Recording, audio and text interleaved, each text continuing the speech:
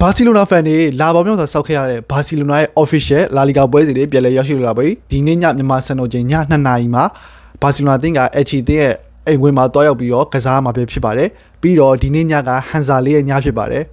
ကစားသမားတယောက်အောင်မြင်မှုဆိုတာကခြေသွမ်းကောင်းရုံနဲ့မရဘူးဗျာကန်ကလည်းနည်းနည်းလေး live ဖို့လိုတယ်ဗျာဟမ်ဇာမှာအဲ့လိုကန်တကယ်ကိုရှိတာညီကိုတို့ရဲ့အခုချိန်ကြီးကျွန်တော်တို့အသင်ကတိုက်စစ်ကမခွာသေးဘူးနံပါတ်9 striker မှာ2ယောက်ဖြစ်တဲ့ Leo Doski နဲ့ Ferran Torres ကိုလည်းတရားရည်2ယောက်လောက်ထုတ်ပလိုက်တယ် Force 9ယဉ်ကျေးမှုနဲ့က Hansi Flick အသင်နဲ့တိတ်ပြီးတော့အဆင်ပြေလို့ကျွန်တော်ခံစားရတယ်ပြီးခဲ့တဲ့ကျွန်တော်တို့Force 9ခေတ်မှာဆိုပြLionel Messi က Force 9ကစားတာ Lionel Messi လိုကစားသမားမျိုးတစ်ယောက်က Force 9ကစားတာအဆင်ပြေဆိုပေမဲ့ခြေသမ်းပွဲတွေမှာကျွန်တော်ကြည့်ရသလောက် Rafinha Force 9ဆိုတာကအရင်ကျွန်တော်တို့ဂိုးမရဘူးဗျာခြေသမ်းပွဲမှာတော့ဂိုးမရဘူးတကယ်ပွဲကြီးတွေမှာကဲပြီး Force 9ပိုတော့မှဆိုသေးတယ် Dani Olmo Force 9ထားလို့တော့ရရဆိုမဲ့လေ Dani Olmo ကဂိုးလက်ကတိတ်မရှိဘူးဗျာအဲ့တော့ကျွန်တော်တို့မှာရွေးချက်ကြတစ်ယောက်ပဲရှိတယ်ဒါကတော့ Hamza ပဲဖြစ်ပါတယ်နံပါတ်9 striker မရှိနေသူကျွန်တော် Hamza ကိုပဲအရှိမပြီးတင်ဆော့နေရမှာဒါပေမဲ့ညီကိုတို့သဘောကျမယ်လို့ထင်ပါတယ်ကျွန်တော်လည်း Hamza Adekaren ဆိုတဲ့ Egypt ကစားသမားလေးတော်တော်လေးသဘောကျတယ်ကျွန်တော်ယုံကြည်ထားပါတယ် Hamza ကမိုဆာလက်ပြီးတဲ့နောက်မှာဥရောပမှာအောင်မြင်မဲ့နောက်ထပ် Egypt ကစားသမားလေးတစ်ယောက်ဖြစ်တယ်နံပါတ်9 striker တွေကညီကိုတို့ရဲ့ဈေးကွက်မှာတော်တော်လေးကိုရှာရင်တော့ကျွန်တော်တို့ပတ်စံတန်း100ကျော်လောက်300လောက်မှာကျွန်တော်တို့ဘယ်အသင်းမှာကစားသမားတွေမရဘူးအထူးသဖြင့်တကယ် striker ကောင်းတယ်ပြောတာပါ Chelsea ကနေတော်တော်စလိုက်တယ် João Pedro ကျွန်တော်တို့သွားညှိတယ် João Pedro က Chelsea ကမရဘူး Julian Alvarez ဆိုတဲ့ Atletico Madrid ကလုံးဝအထီကိုမခံတာနောက်ဆုံးအနေနဲ့ Inter Milan က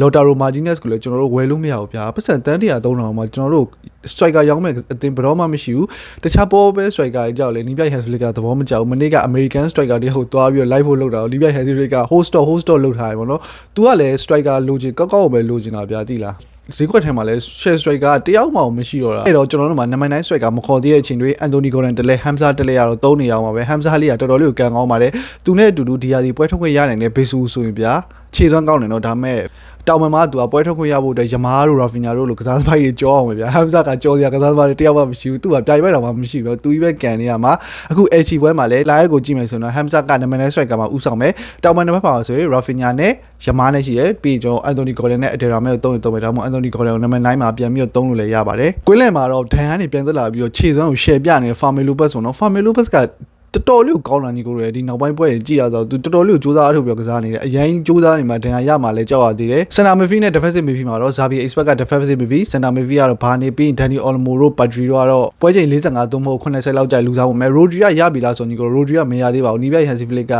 Rodri ကဒီပွဲမှာပါဖို့အတွက်ကအတင်းနဲ့ rhythm မမိသေးဘူးလေ training လောက်တစ်ပတ်လောက်ထိဆင်းရအောင်မယ်ဆိုတော့ Rodri ကတော့လုံးဝပါအောင်မဟုတ်ပါဘူးခက်စစ်ပါယူကြည့်မယ်တော့စင်တာဘက်မှာကူဘာစီကတော့ဝင်ဖို့ကတော့ရာခိုင်နှုန်းတော်တော်နေပါတယ် Gerard Martin ရဲ့ Conte ရဲ့ Christensen ရဲ့3ယောက်ကိုလှည့်ပတ်ပြီးတော့သုံးမယ်ညာဘက်ချက်မှာက Eric Garcia ကစားပြီးတော့ဘယ်ဘယ်ချမ်းမှာကဘာဒီကစားမှာပါဘာဒီနဲ့ပတ်သက်ပြီးတော့မင်းညပဲဘာဒီကအတင်းကနေထွက်ဖို့အတွက်သဘောတူညီမှုရရှိသွားပြီလို့သတင်းထွက်လာပါတယ်တချို့သတင်းမှာဖော်ပြတာကဘာဒီကိုဘာစီလိုနာအတင်းကအတင်းဖိအားပေးပြီးတော့ထုတ်တယ်ဗျအဲ့လိုမျိုးတော့ကျွန်တော်ကတကယ်မဖြစ်စေချင်ဘူးဘာဒီကမထွက်ချင်ဘူးလို့ပြောတယ်တချို့သတင်းတွေမှာလည်းဘာဒီကသူ့တာဝန်သူယူပြီးတော့အတင်းကောင်းမှုအတွက်သူကိုယ်တိုင်တခြားအသင်းကိုပြောင်းပေးရလို့လည်းသတင်းတွေထွက်ပါတယ်ဘယ်လိုပဲဖြစ်ဘာဒီကအသက်အရွယ်အခုမှ22 23ပဲရှိသေးတယ်အမြန်တော့လည်းတော်တော်လေးကိုကောင်းပါတယ်ကျွန်တော်တို့အသင်းရဲ့ highlight defensive ကြောင့်ဒါဘာဒီကတော်တော်လေးကိုခြေစွမ်းကကျနေတာခြေစွမ်းလည်းတော်တော်လေးကိုကျပါတယ်ပြီးခဲ့တဲ့ခြေစွမ်းပွဲတွေအကုန်လုံးကြည့်မယ်ဆိုရင်ဘာဒီရဲ့ဘယ်ဘက်အချမ်းကပဲတောက်လျှော့ကိုပေါက်နေမှာနော်ဘာဒီနေရာမှာအရင်ဘယ်သူကစားနိုင်လဲဆို Jordi Pasqua ရှိပါတယ် Jordi Pasqua မရှိဘူးဆိုတော့နောက်ဆုံး João Cancelo ကဘာဒီနေရာမှာဝင်ပြီးတော့ကစားနိုင်တယ် João Cancelo ကတော့အသင်းနဲ့ကအများနဲ့သူက rhythm မိနေတာကိုသမားလေးက Juan Garcia ဖြစ်ပါတယ်ဘာစီလိုနာပွဲတွေတရားဝင်ပြန်စပြီဆိုတော့ကျွန်တော်မလောက်တာကြာဖြစ်တဲ့ Watch Long လေး Ismizia YouTube channel မှာကျွန်တော်လုပ်ပါမယ်ဘာစီလိုနာပွဲစဉ်နဲ့ညင်းနဲ့လို့စိတ်ပြက်နေတဲ့ညီကိုတွေလည်း3-4ပွဲလောက်ပဲတောက်ခံတာပါ3-4ပွဲလောက်ပြီးသွားရင်တော့ဘာစီလိုနာပွဲစဉ်တွေကကျွန်တော်မြန်မာစံတော်ချိန်ည9နာရီခွဲနဲ့10နာရီခွဲမှာလေစောစောကြည့်ရတော့မှာဖြစ်ပါတယ်စောစောကြည့်ပြီးတော့စောစောလေးစိတ်ချင်းသာပြီးကျွန်တော်စောစောအေးရတော့မယ်ဖလားတွေလည်းမျှော်လင့်ထားတယ်ည Real Madrid ကတော့ Espanyol ကိုခက်ခဲကံပြီးတော့နောက်ဆုံးမိနစ်မှာသူတို့လူစားဝင်ကစားသမားလေး SP ဂိုးသွင်းပြီးတော့သူတို့နိုင်သွားမှာနော်ဘာစီလိုနာလည်းဒီညမှာ HC ကိုနိုင်မယ်လို့ယုံကြည်ထားတယ်ညီကိုတို့ရောနံပါတ်9နေရာမှာ Gordon ထားခြင်းလားဒါမှမဟုတ် Hamza ကိုပဲအခွင့်အရေးပေးခြင်းလားနံပါတ်9 striker က Martinez ကိုလည်းမရတော့ဘူးဆိုတော့ညီကိုတို့စိတ်ထဲမှာရှိတဲ့ striker လေးရှိလဲ comment မှာမှတ်ချက်လေးပေးခဲ့ပါဦး Visca Versa ဒီည2 နာရီကြာရင်ကျွန်တော် Ismizia YouTube channel မှာပြန်ပြီးတော့တွေ့ကြမယ်